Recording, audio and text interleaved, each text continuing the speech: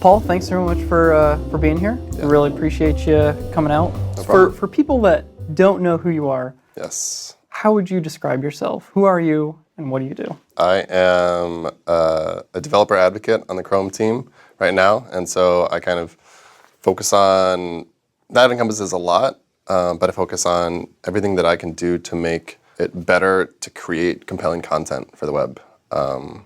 And we got a lot of great features inside Chrome. I want to help educate people about that, help people understand how to use things like the Chrome DevTools better. But I also come with a big history of front-end development and open source projects that I work on to help developers kind of learn what they need to know to do better front-end development, make better websites, web apps. Yeah. That's awesome. You're involved in like a million different projects. You're doing Modernizer, HTML5 Boilerplate, which I use all the time, by the way.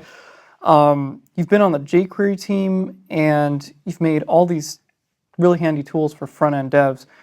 This might seem obvious, but what's the motivation for working on all of these different things? I think part of it is basically that I feel a lot of satisfaction helping other people. And so part of it is just that. Also, the other thing, I think this is actually another part that's happened, is that I have a really bad memory. And what that translates into is if I don't write something down, I'll forget it. And so this happens in front-end development where you'll learn this technique of using media queries or the viewport meta. And you need to keep track of this because this is the right way to do it for the situation. And so that essentially translates into what became the HTML5 Boilerplate project, where a lot of best practices distributed all over on blogs and books and things like that. And I was just we need to get this together just to keep track of it. And so I can keep track of it and remember to use it on the next project. So that's helped me a lot and has helped other people. But then the other thing for me that really just drives me is that I want the web to be where people build great things. And I'm just really excited about anything that I can do to help make the web to be a stronger platform for just making great, really cool stuff. So you're very diligent in tracking all of these different things. Because I can. But how do you balance your time working on all of those different projects? Don't have a good mechanism for time management right now.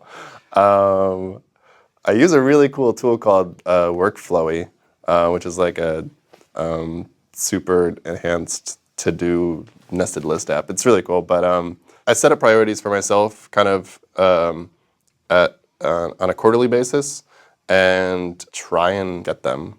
I think that's actually quite important, which is to have a longer-term view of what you want to attack, because it's so easy on a daily basis to be just totally distracted and just want to play with this new thing and get it done. And, oh wow, I did something, and then you totally forget that you have this much larger, higher impact thing that you should be doing.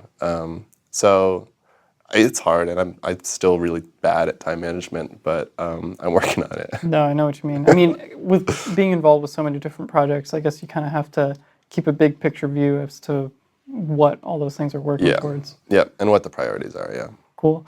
So before we continue, I want to back way up and just get some of your history.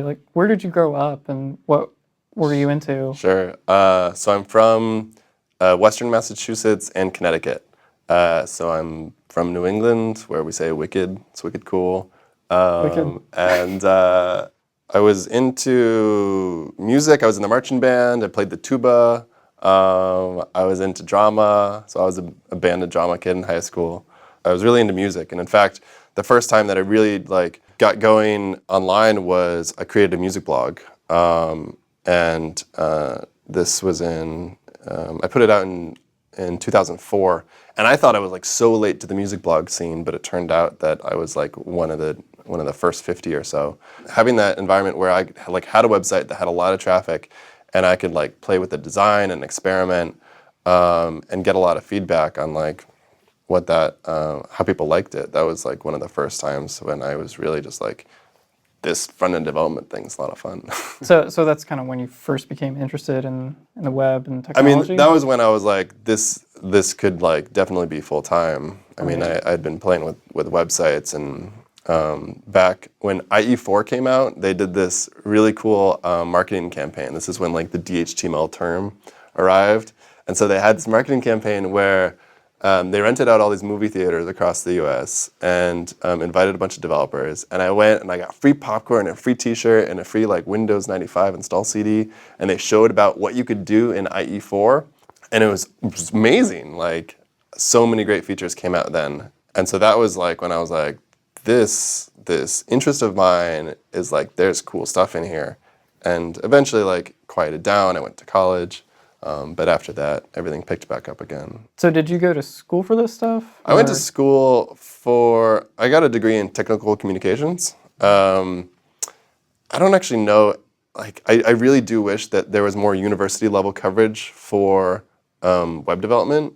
Like, front-end development is hard and it's pain. And I wish that there was a more sophisticated education, like, program for this. I just got education in computer science and mathematics and management and communication. Well, us being an education company, I'm interested to know if you feel like your degree really helped you in your career, or... Mine did.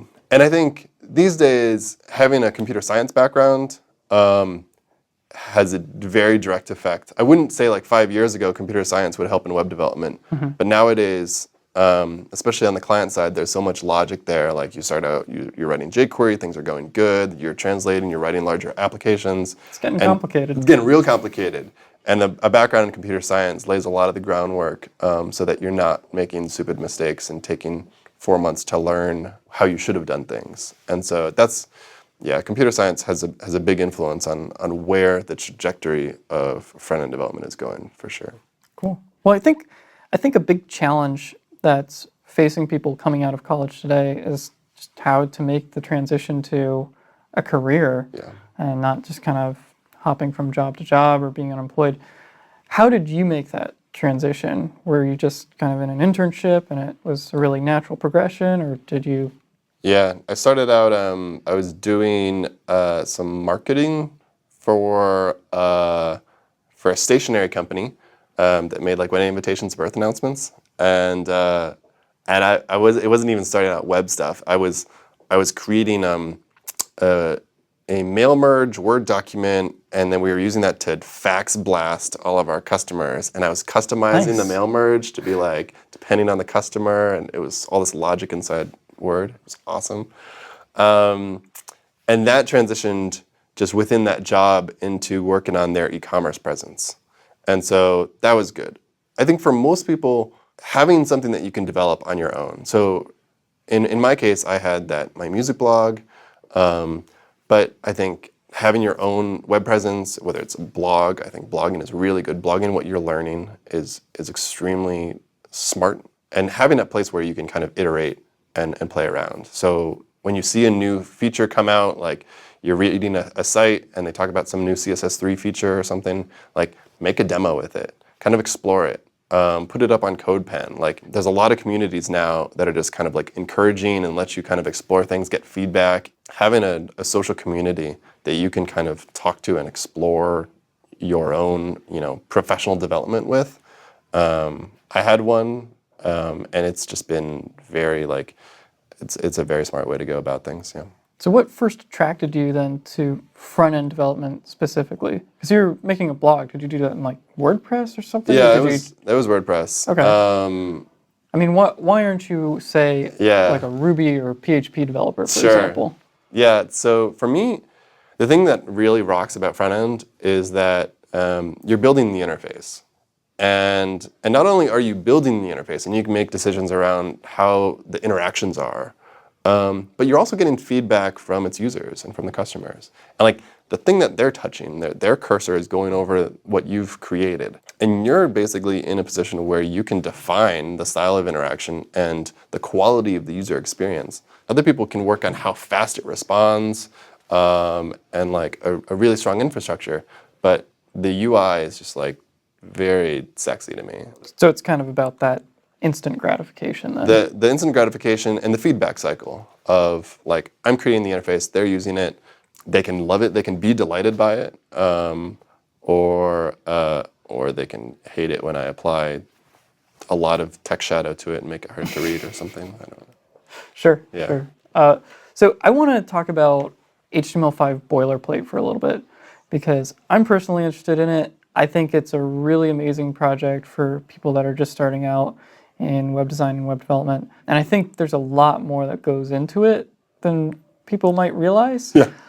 So first, how did that project start? Before working for Google, I was at an agency in Boston making websites, web apps. Had a big team of front-end developers there. And when I was going from project to project, I was noticing that I was like pulling lines of code from my markup and from my CSS from my last one into my new one. And then I was like, well, I should probably like make a template to just keep track of this, and so I can just start off with that template each time.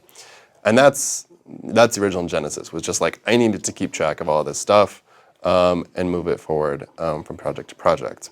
Soon after, got Yeoman involved.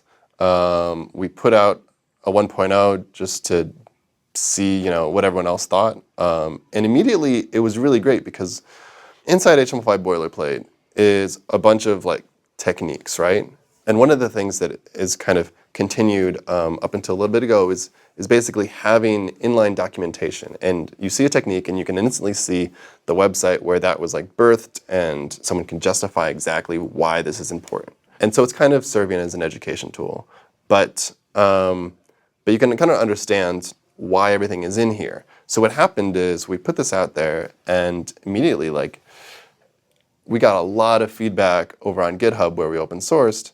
A lot of people coming in being like, actually, I see what you're doing here, but if you tweak it, this is actually a much stronger position. It accounts for this edge case bug in Opera 9.6 or something like that.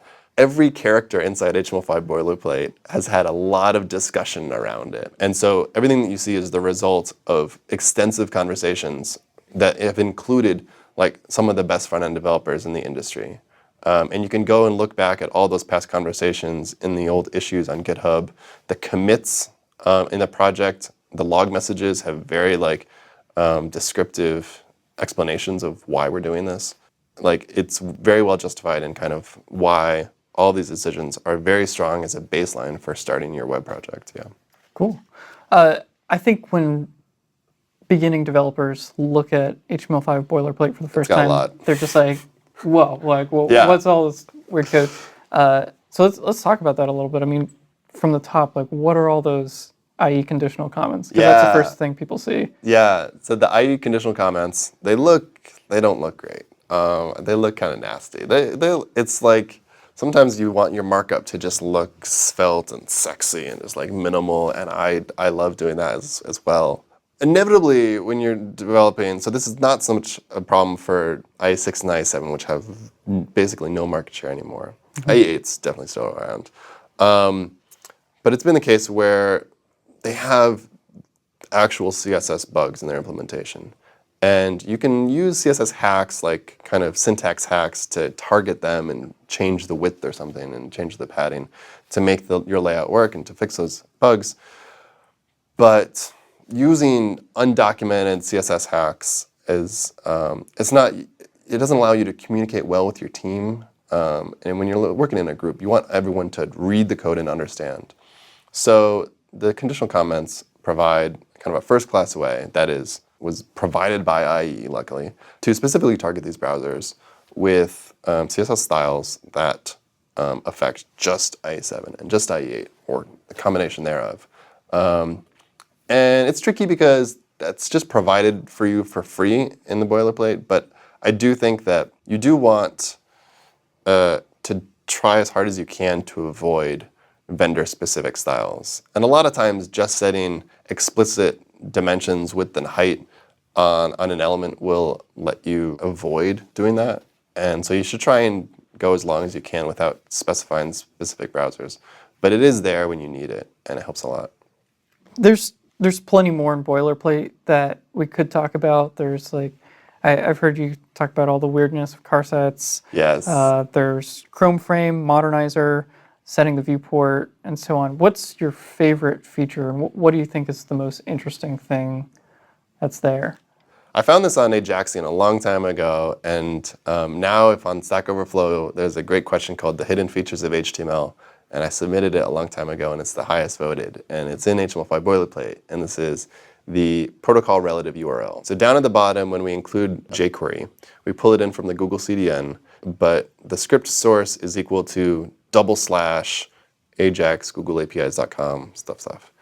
And you're like, I think you're like, we get pull requests and bug reports on like a monthly basis. Like, you got a typo, you missed the HTTP : and we're like, actually, we didn't. So this is the protocol relative URL provides an ability to, the browser will grab the HTTP version when the page is in HTTP, and the HTTPS when you're hosted in SSL. This is cool because it guarantees that the assets are requested securely only when it's required. There is a small overhead in requesting a secure asset when you're in just regular HTTP. So this is really cool and helps, although it is a little tricky on Windows when you're just developing, when you've loaded it up from the file system and in your browser it says file : it can be really slow.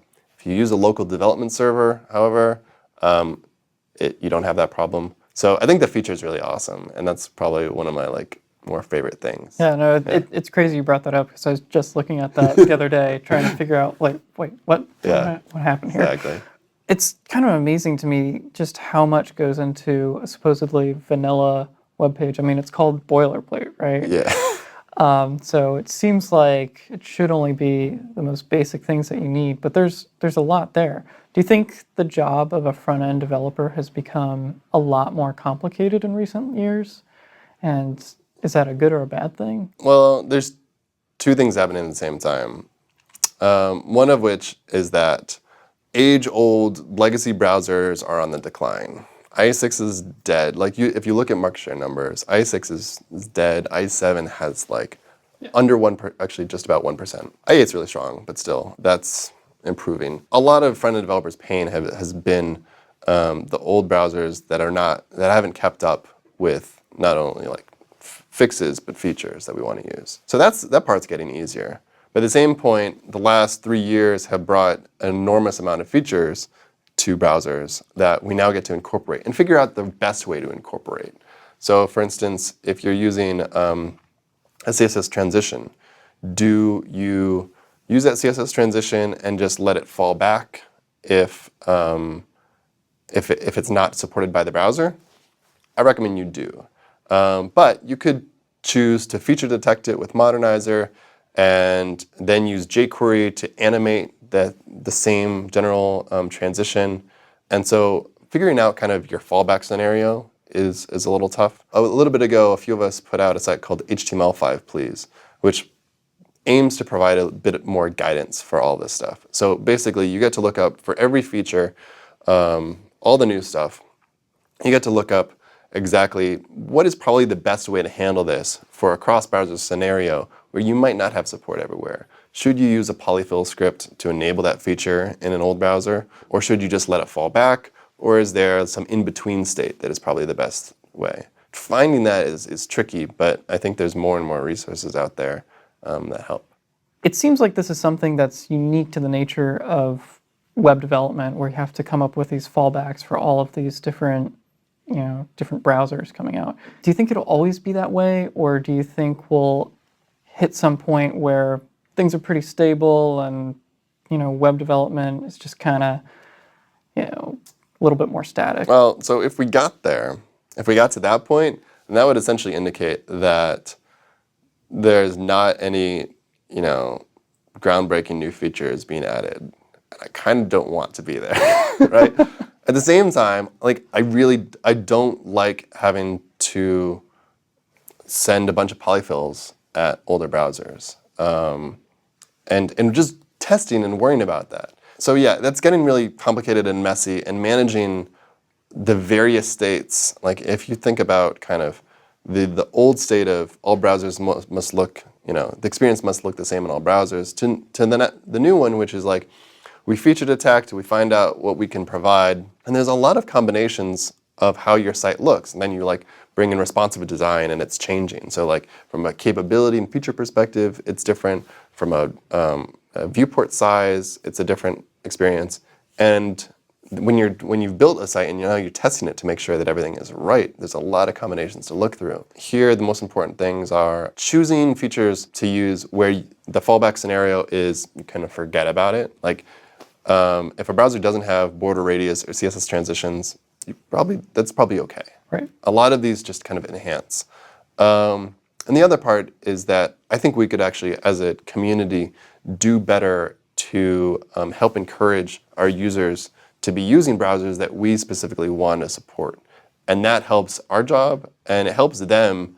I know like conversion rates improve significantly when the experience is faster. Helping your users be on the kind of browsers that you yourself enjoy actually like has a good business support, and is a lot more fun for you as a developer, of course.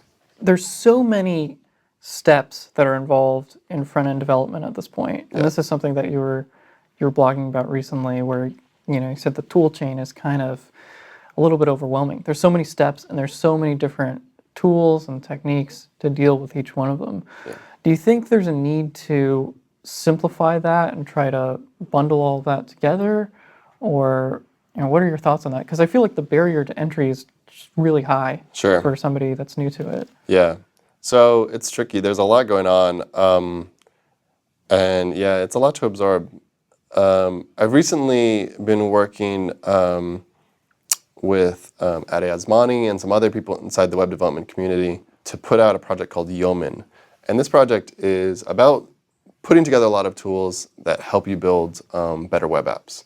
Now, there's a lot going on in there, but it's using things like CSS preprocessors, live reload, even shipping a plugin for Sublime Text. So there is like a baseline of features that most front-end developers use. And I don't think this is really listed anywhere. Maybe I should make a blog post out of this. But there's a few things that these days are pretty well accepted as like, these are fundamental to development. People don't talk enough to like their colleagues, coworkers about like what is their process for developing. Are they like, how are they interacting with their text editor, their source control? And I think there could be a bit more of a conversation around kind of what we can do to make sure that when we're coming back to work on our project, it's not frustrating, and instead it's fun, and I'm getting work done quickly. Because every time I watch someone else do their work, and I sit next to them, and I'm like, whoa, what did you just do? What was that keyboard shortcut? Right. Like, yeah, I think we should do like a lot more of that. Do you think it's okay for people to just use this stuff and maybe not totally understand it, but know that I need to do this thing for it to work? At what point does it just become an abstraction? I think that's a great question. So right now, Nicholas Gallagher is he's the new project lead on HTML5 Boilerplate. He's kind of taken over and is doing a fantastic job. And so his perspective is that the Boilerplate project is aimed specifically as a baseline. Like this is a baseline for web apps, and it can be used for web apps and websites. And this is like, there's really not much to take away, and there's probably not much to add. And in fact, it's kind of it's a very stable project at this point because it's not trying to solve other problems. Now, let's say in jQuery, for instance, this has been a long time question, which is like, should I learn JavaScript at the same time as I learn jQuery? Should I learn it first? My answer to that has always been like, you learn them at the same time, especially things like math and strings and array methods. Like you want to learn those JavaScript methods like fairly quickly because there's not good answers for them in jQuery. But at the same time, you don't want to have to learn how a lot of the intricacies of the DOM work very early on. So I think it's a matter of learning the techniques as you're using the tools. So in HTML5 Boilerplate, you kind of dig into some of the documentation. At some point, you'll just be like, why? And like, you should be asking that question. But that shouldn't preclude you from using the tool. At the end of the day, like you want to enjoy what you're doing, and you want to do it fairly quickly and don't want to be frustrated. So use the tools that are available. And I think it's important to understand how they work. And I'm like right now trying to get a better understanding of how web browsers work. And those are really complicated. But like, I'm not going to tell everyone that every web developer needs to understand how all of a web browser works. I think we're okay with that kind of working as a tool. I mean, it's a balance. Understanding the internals of any tool will help you be much stronger at using it. But you don't need to understand it to use it. So wrapping up, what advice would you give to web designers and developers out there, just as a very general question? Sure. What can they do to better themselves? Yeah, one of the things that happened to me a while ago is I joined the jQuery IRC channel. And this is, so IRC, like, it seems nerdy. Yeah, Nick's like, definitely nerdy. But yeah, I joined that a long time ago, and I was just like super active in it. And that's how I got involved in the jQuery project. Started doing developer relations for jQuery, joined the jQuery team, was involved in the project for a long time. And it was all because I just joined the IRC channel and just started talking to people and helping people. And so helping other people with front-end development, like, you learn a lot, and I would recommend that. At the same time that happened, I found a group of people that were, doing a bunch of jQuery, doing a bunch of JavaScript, and we just formed this kind of social group of like 20 of us. And we were just like, it was also on IRC, and we would just talk all the time about what we were doing.